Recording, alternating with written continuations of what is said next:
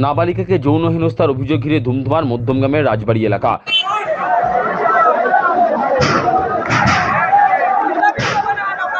নাবালিকাকে যৌন হেনস্থার অভিযোগে শনিবার রাতে ধুমধুমার কাণ্ড ঘটে গেল মধ্যমগ্রামের রোহান্ডা গ্রাম পঞ্চায়েতের রাজবাড়ী এলাকা।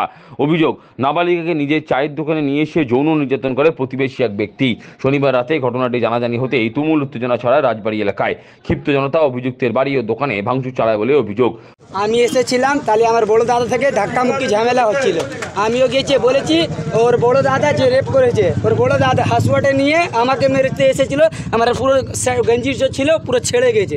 আমরা বলেছি, ওরা এসেছে মারতে, পুরো উপর থেকে ইটগুলো চালিয়েছে, ফের আমরাও চালিয়েছি।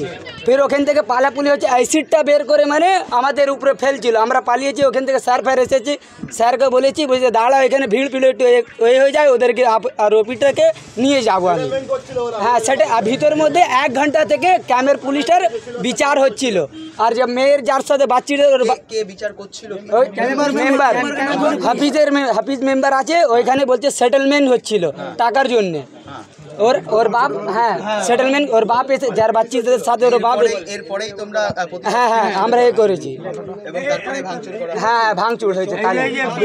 হ্যাঁ আমরা ইনসাফ চাই, আর ওপিকে সাজা চাই, বাস, আর আমরা কিছু চাই না।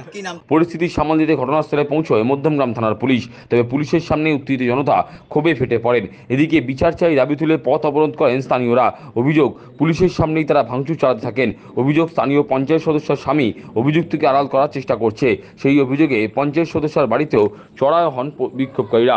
পঞ্চায়েত সদস্যের বাড়িতেও ভাঙচুর চালানো হয় বলে অভিযোগ। পরিস্থিতি সামাল দিতে পুলিশ লাঠিচার্জ করে বলে অভিযোগ উঠেছে। এমনকি পরিস্থিতি নাগালের বাইরে চলে যাওয়ায় কাঁদানে কাঁধে সেল ফাটিয়ে পুলিশ পরিস্থিতি নিয়ন্ত্রণে আনে। যদিও ঘটনায় অভিযুক্তকে পুলিশ রাতেই গ্রেপ্তার করেছে। পরিস্থিতি নিয়ন্ত্রণে এলেও রবিবার গোটা এলাকা এখনো থমথমে। চাপা উত্তেজনা থাকায় এলাকায় পুলিশ মোতায়েন করা হয়েছে। অভিযুক্তের দৃষ্টান্তমূলক শাস্তির দাবিতে সোচ্চার এলাকাবাসী।